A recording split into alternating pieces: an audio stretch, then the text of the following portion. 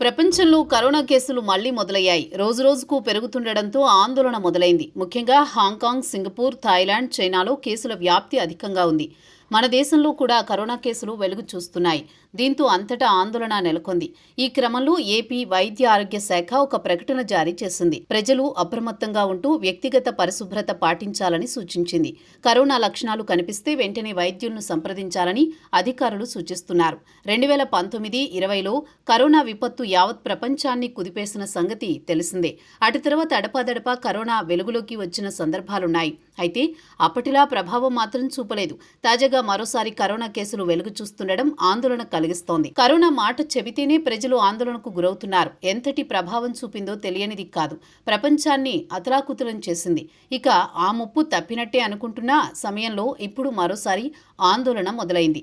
ప్రపంచవ్యాప్తంగా కరోనా కేసులు వెలుగు చూస్తున్నాయి. చాలా దేశాల్లో కేసుల వ్యాప్తి అధికంగా ఉంది.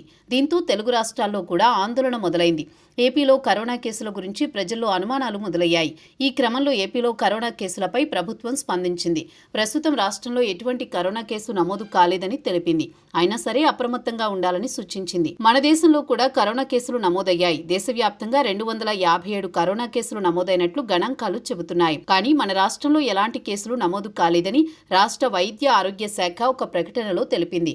అయినా సరే ప్రజలు అప్రమత్తంగా ఉండాలని సూచించింది. జ్వరం, దగ్గు, జలుబు, గొంతు నొప్పి లక్షణాలుంటే సమీపంలోని ఆసుపత్రికి వెళ్లి సంప్రదించాలని సూచించింది.